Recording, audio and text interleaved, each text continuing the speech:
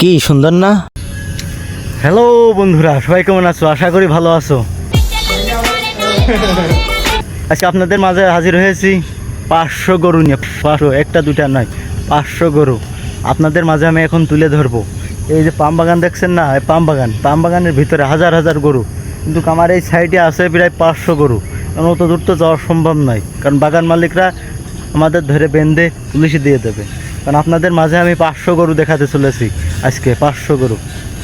আহা, গরু কি সুন্দর চাই আছে আমার দিকে রে।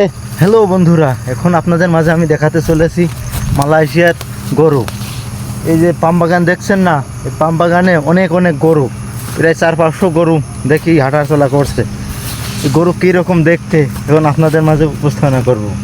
আসলে এই গরুগুলো অনেক ভয় পায়, আমরা কাছে গেলেই গরুগুলো দৌড় মারে, এই জন্য তার কাছ থেকে আমি ভিডিও নিতে পারছি না, একটু দূর থেকে ভিডিও দিতে হচ্ছে আপনাদের মাঝে। এখন দেখাতে চলে এসেছি মালয়েশিয়ার বন গরু। মালয়েশিয়ার বন গরু কিরকম হয় দেখতে। দেখুন, সামনে আসছে কুরবানির ঈদ। এই কুরবানির ঈদ উপলক্ষে এই গরুগুলা হয়তো আমরা আর দেখতে পারবো না। এই যে খামারের মালিক আছে, মালিক তাদের গরু নিয়ে তাদের খামারে আটকে দেবে, কারণ সামনে কুরবানির ঈদ, তাদের বেচা কিনা করতে হবে। আমি এখন দাঁড়িয়ে আছি গরুর সামনে। আমি একটু সামনে গেলে গরুগুলা দৌড় মারবে, এই জন্য আমি সামনে যেতে পারছি না। আমি একটু পিছিয়ে গিয়ে উপরের দিকে উঠলাম আপনাদের একটু দেখানোর জন্য।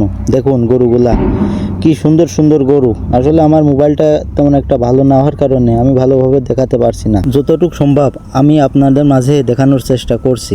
দেখুন কি সুন্দর গরু। আসলে এই গরুগুলো আমাদের দেখে এদিকে আর আসছে না। এই গরুগুলো এদিক থেকে আর একদিকে যাবে, কিন্তু আমাদের দেখে আর যাচ্ছে না ওদিকে। আসলে আমরা টিভিতে দেখে থাকি অনেক সময়, অনেক পশু প্রাণীর ছবি দেখানো হয়, সেখানে দেখানো হয় যে তারা কিভাবে টিম মেনটেন করে চলাফেরা করে। ঠিক তেমনই ভাবে এই গরুগুলাও টিম মেনটেন করে চলে।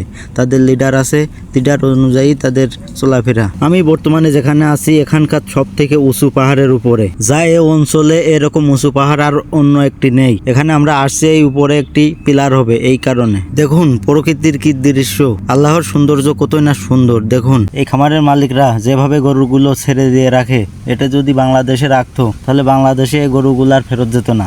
মালয়েশিয়াতে যত কিছু হয়ে যাক, আইন খুবই কড়া, আইন তারা মেনে চলে, কিন্তু বাংলাদেশের মানুষ বা প্রশাসন কেউই আইন মেনে চলতে চায় না। বাংলাদেশে যেমন গ্রাম্য পুলিশ আছে, এখানে বন জঙ্গল পহরা দেয় গ্রাম্য পুলিশ। প্রতি 5 মিনিট বা 10 মিনিট পর পর গাড়ি যাওয়া আসা করে। এখানে যদি আপনি নর্মালি কোনো একটা খারাপ কাজ করেন তাহলে আপনি ছাড় পেতে পারেন, কিন্তু যদি আইন ঊর্ধ্বে গিয়ে কোনো কিছু করে বসেন তাহলে আপনি আর কখনোই ছাড় পাবেন না, কারণ এই দেশের শাস্তি অনেক ভয়ঙ্কর। দেখুন আমি এখন একটু আড়ালে আসছি, আসার কারণে গরুগুলো আস্তে আস্তে তার গন্তব্যের দিকে যাচ্ছে। কিছু গরু আমরা যেখানে কাজ করি তার আশপাশে এসেই খাওয়া দাওয়া করছে। আমি একটু ভিডিও বানানোর চেষ্টা করি।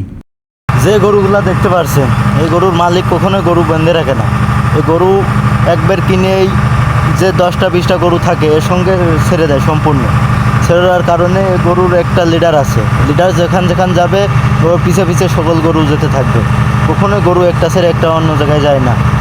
আর যদি আমরা কেউ এর সাথে একটু দেখা করতে যাই বা এর সাথে একটু হাত দিয়ে ধরতে যাই, তখন এই গরুগুলো দৌড় মারবে, আমাদের সাথে দেখা করবে না, এই করবে না। যাই হোক, গরুগুলো তার গন্তব্যের দিকে পৌঁছে যাক, আমরা তাকে আর না জ্বালাই। এখন একটু আমি গরুর কাছে যাওয়ার চেষ্টা করব, দেখি গরুগুলোর রিয়াকশনটা কি হয়। দেখুন আমাকে দেখে গরুগুলো কিভাবে দৌড় দিচ্ছে। আসলে গরুগুলোর কাছে যেতেই পারবেন না কখনো।